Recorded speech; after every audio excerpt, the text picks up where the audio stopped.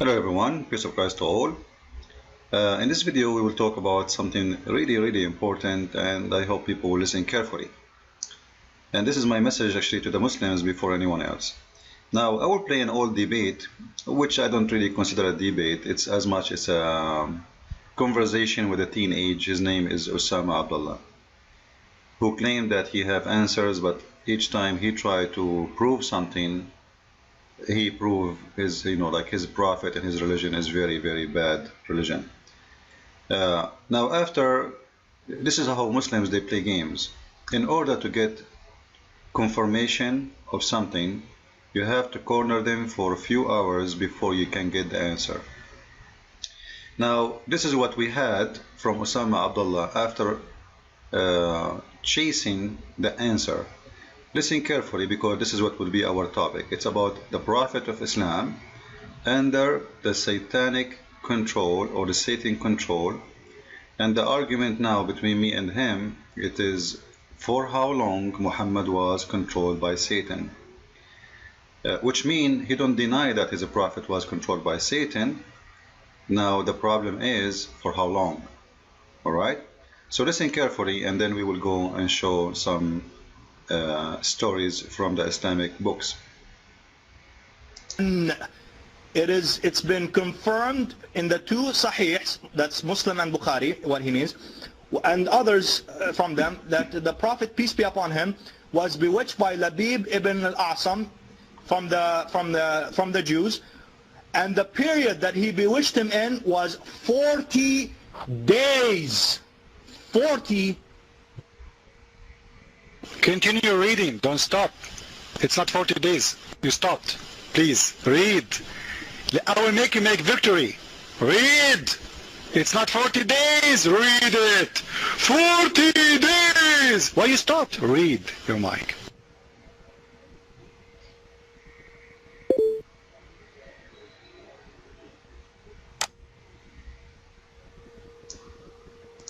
Read. It says 6 months. Hello! Your mic. Read. Anyway, we will not play the debate. The debate is long. However, if it is 40 days, or it is 6 months, or it is 1 year, or 3 years, as some they say, this is not really the problem. Because if Satan can control me for 1 day, he can control me for 2, he can control me for 10 years, he can control me forever. The question here is,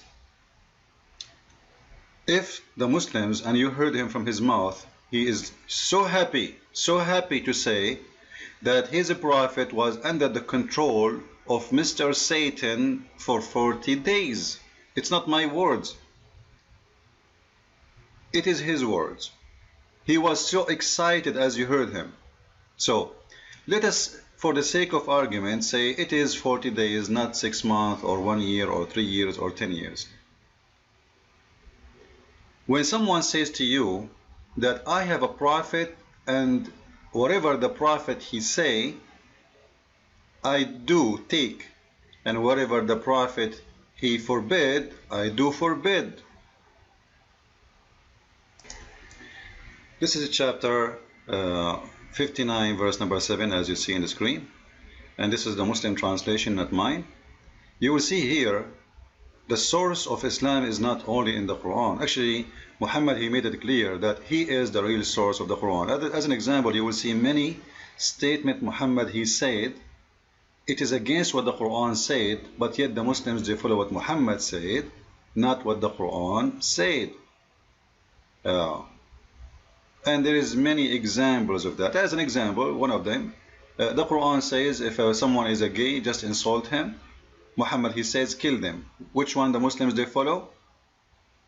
What Muhammad said, not what the Quran said, not what Allah said. Because Muhammad, he is a real God, really. The Quran is just to serve.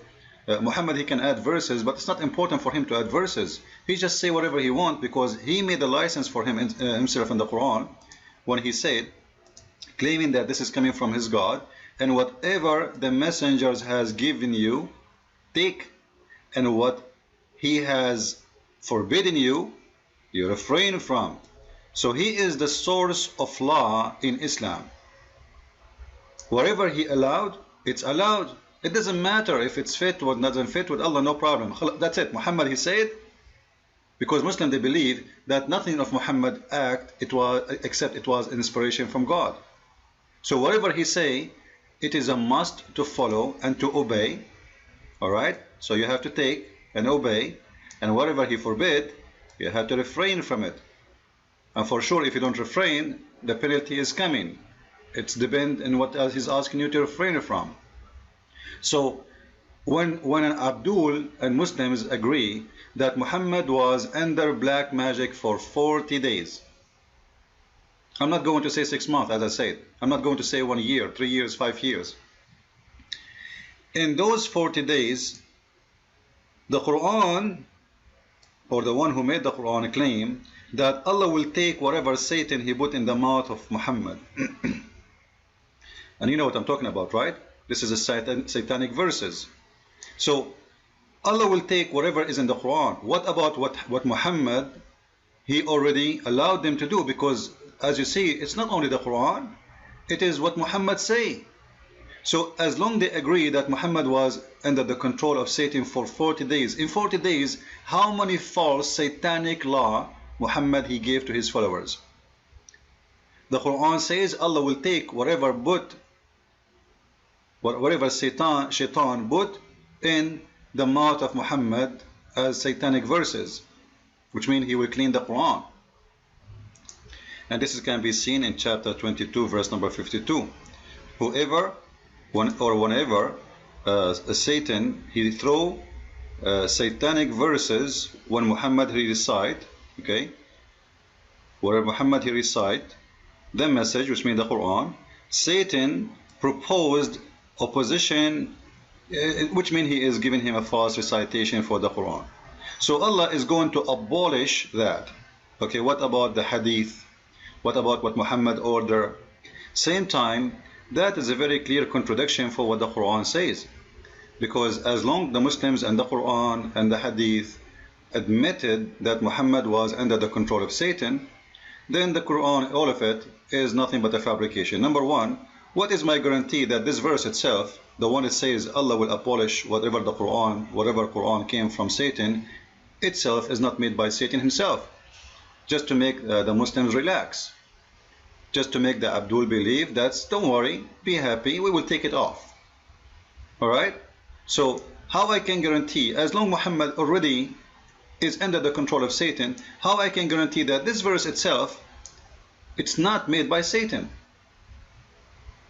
Secondly, why the one who made this verse did not tell us which verses Allah will abolish, so people they will learn and they will forget about them? They will not memorize them.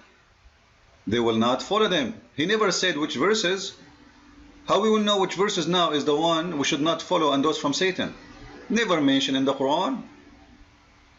Same time, that is a huge contradiction for the Quran itself. Let us see together. We will take them one by one. Chapter 14, verse number 22. It says, by the way, according to Islam, Satan is a good Muslim. Satan is a Muslim. Actually, Muhammad, he said, I converted my Satan to Islam. Just put that in your mind. However, still he do his job as a Satan. Here he says that Satan is talking, that I call you and you obeyed me. I called you and you obeyed me. Which means he is saying, I have no authority over you unless I call you and you obeyed me. If you obey Satan, it's your choice. So how Muhammad was controlled by Satan when the Quran says that he cannot control, as you see, and I had no power over you unless I call you and you obey me. And the one who is stating that is the Quran. Quran is saying the Satan is saying that, but he affirmed that, he approved it. The Quran does not deny it. He's saying Satan, he will not do that unless you obey him.